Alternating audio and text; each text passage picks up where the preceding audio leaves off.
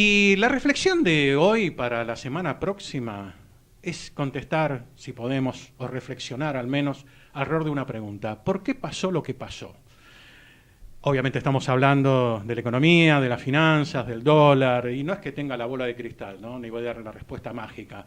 Y tampoco terminó lo que pasó. En realidad la pregunta debería ser ¿por qué está pasando lo que está pasando? Vamos a darle una aproximación simplemente, porque es una historia en desarrollo, como quien dice. Cada gobierno cuando hay un cambio, obviamente que genera una expectativa y eso despierta, diría, expectativas favorables, ¿no? O sea, una actitud favorable de todos los actores, los mercados, hasta ver qué es lo que pasa. El corte obviamente se hace con el gobierno anterior, no es que 3 años después esto sea 100% originado en la herencia recibida, ni mucho menos, pero obviamente que en la situación que se heredó originalmente había una cantidad de embrollos a resolver. Alguien en aquel momento preelectoral y durante las elecciones lo llamó una bomba de tiempo que le iba a estallar al siguiente gobierno, aun cuando fuera del mismo signo, aun cuando hubiera ganado Daniel Scioli la presidencia.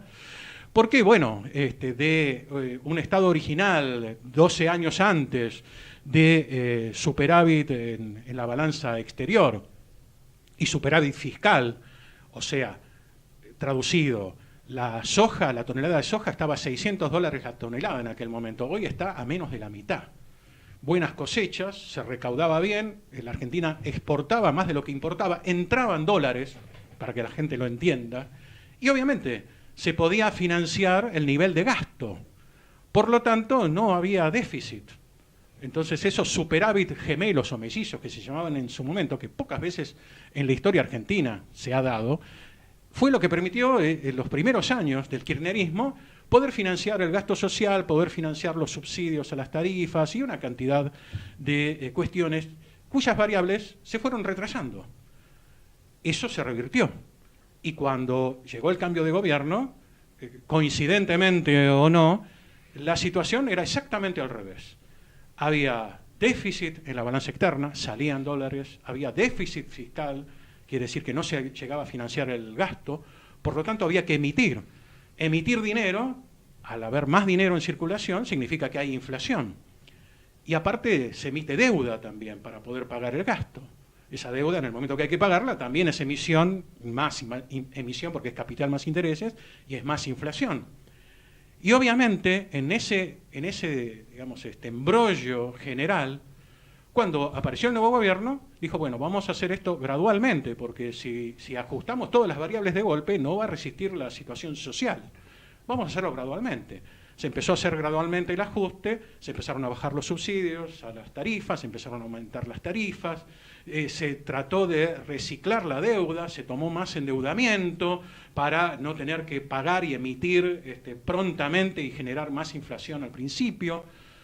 Y se esperaba, digamos, con un poco de voluntarismo quizás o ingenuidad, que en algún momento iban a venir inversiones externas, dólares genuinos, no solo financieros, sino inversiones reales, en capital, en empresas, en industrias, sobre todo proveniendo el presidente Macri del riñón empresarial, que iban a permitir pagar ese mayor endeudamiento, que iban a permitir que esa entrada de dólares permitiera a su vez financiar el gasto. Bueno, eso no pasó. El tiempo se fue agotando y ya vimos cómo a fines del año pasado y principios de la mayoría de los dólares que habían entrado, que eran dólares financieros, dijeron, bueno, nos vamos, ya hicimos nuestro negocio. Y eso agravó aún más el panorama del déficit de balanza exterior, de balanza comercial, de déficit fiscal, de tarifas atrasadas. Y por eso llegamos a esta situación, donde ahora ya el gradualismo no tiene mucho sentido, donde el ajuste lo hizo el propio mercado, empezando por el tipo de cambio, se llevó con él los precios, algunos se los está llevando de a poco porque hay recesión, la gente no tiene dinero para comprar, por lo tanto no se puede trasladar todo a los precios. Y estamos acá metidos en esta situación de la que sabemos más o menos cómo llegamos. El punto es tratar de encontrar la salida para ver cómo salir.